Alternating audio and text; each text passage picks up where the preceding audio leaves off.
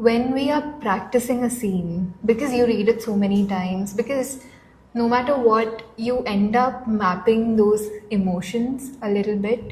And I've heard from my co-actors about how they map their emotions and sort of have a trajectory of how the scene is going to go.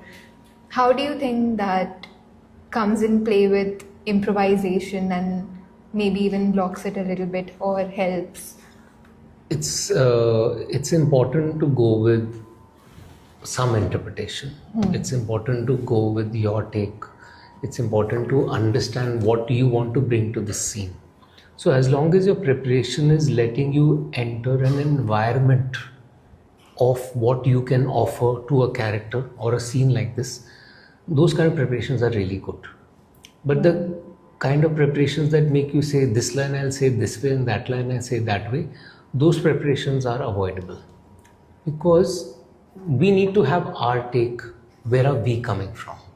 Because that's how it happens in life. We are very often, we know where we're coming from and what our stand is to do with a certain situation.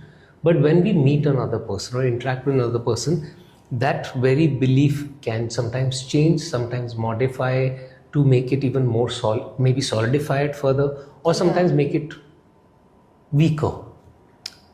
But when we fix things, we will stay where we are. So when you go with an interpretation, go enter the scene in a way that you have something to offer, but at the same time, when you're receiving something from the environment, then you're also allowing yourself to adapt as you go.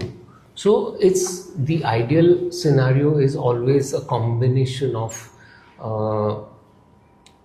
preparedness and spontaneity. Like both need to have space. And unless both have space, it will not reach its optimum. Because obviously, I think since you have lines, and I mean for me, because I've been working in languages I did not know, I had to know the meaning and prepare the lines in a certain way. But I had read many years ago in some acting book that I don't remember, that maybe you should also prepare well enough that you are able to forget it and still be real in that moment. Yeah, I mean, that would definitely be very true of lines. In one way, I believe lines are the least important things in a scene, but at the same time, definitely you need to really learn them.